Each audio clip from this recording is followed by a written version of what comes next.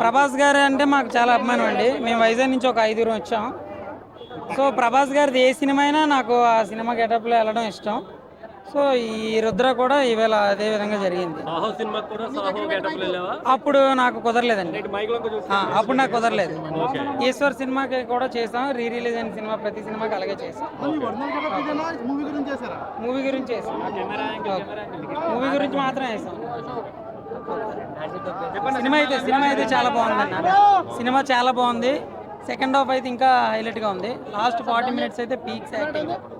Interval Prabhas మీద ఉన్న ఇష్టం అంతే.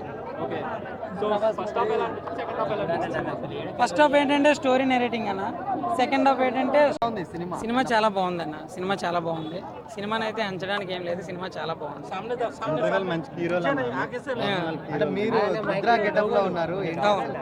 రుద్ర గెటప్ అంటే మేము ప్రభాస్కి వీరాభిమానులం అండి.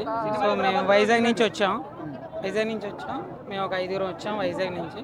ప్రభాస్ గారి కోసమే ఇంత దూరం వచ్చాం. ఎలా ఉంది మరి ప్రభాస్ గారి ఎంట్రీ చాలా బాగుందండి. ప్రభాస్ గారు రుద్రాని ఏ విధంగా చూపించాలనుకున్నారో అలాగే చూపించారు. మోహన్ బాబు గారు చాలా బాగా చేశారండి. అంటే ప్రభాస్ గారు వచ్చినాకనే సినిమా అమాంతం అలా పెంచేశారు అని కూడా అంటున్నారు. ఏంటి ఎలా అది నిజమేనండి. అంటే ఈ సినిమా స్టోరీ 40 మినిట్స్ పీక్స్లో ఉండడానికి కారణం రుద్ర తాలూకా conversation with Mohan Babu and Manchu Vishnu. అంటే ఐ మీన్ తిన్నడు ముగ్గురికి ఎట్ ఏ టైం జరుగుతుంటది. హీరోయిన్ విష్ణుకి ఇక్కడ మోహన్ బాబు ఒకేసారి ముగ్గురికి సమాధానం చెప్తాడు. అదే సినిమాని డిస్క్రైబ్ చేసింది. సో సినిమా చాలా బాగుంది. ఫైట్ సీక్వెన్స్ విష్ణు మధ్య అండ్ ప్రభాస్ గారి మధ్య ఫైట్ సీక్వెన్స్ ఏమి ఉండదు కదా. అంటే అది రుద్రతో పోరాటం అంటే అంత ఈజీ మోహన్ బాబు గారి యాక్టింగ్, విష్ణు గారి యాక్టింగ్ ఎలా చాలా బాగుందండి. రుద్రతో పోరాడిన తర్వాతే తిన్నడికి ఈ జ్ఞానోదయం కలుగుతుంది. మోహన్ లాల్ క్యారెక్టరైజేషన్ కొద్దిసేపు ఉంటుంది కానీ అది కూడా బెస్ట్ క్యారెక్టర్. చాలా చెప్పండి. సినిమాలో ప్రభాస్ గారు డైరెక్ట్ చెప్పాలంటే ఆ పెద్దోళ్ళందరికంటే ప్రభాసే పెద్దోడు అన్న. డైలాగ్ చెప్పండి. శివయ్య అని అంటాడు కదా. శివయ్య అంటే అంతా శివలీల అంటాడు ప్రభాస్. ఆ శివలీల వల్ల ప్రభాస్ కూడా ఈ క్యారెక్టర్ చేశాడేమో. సో వాళ్ళ పెద్దనాన్న గారు ఫస్ట్ ఈయనతో అవును ఇప్పుడు విష్ణు గారితో తీయడం మరి దానికి ఫుల్ ఫ్లెజ్ అంటే మచ్చ అయితే తీసుకురాలేదన్న.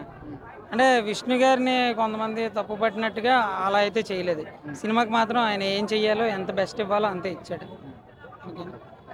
ఈ సినిమా కోసం న్యూజిలాండ్కి వెళ్ళి తీయాల్సిన అవసరం ఉందంటారా విజువల్స్ పరంగా?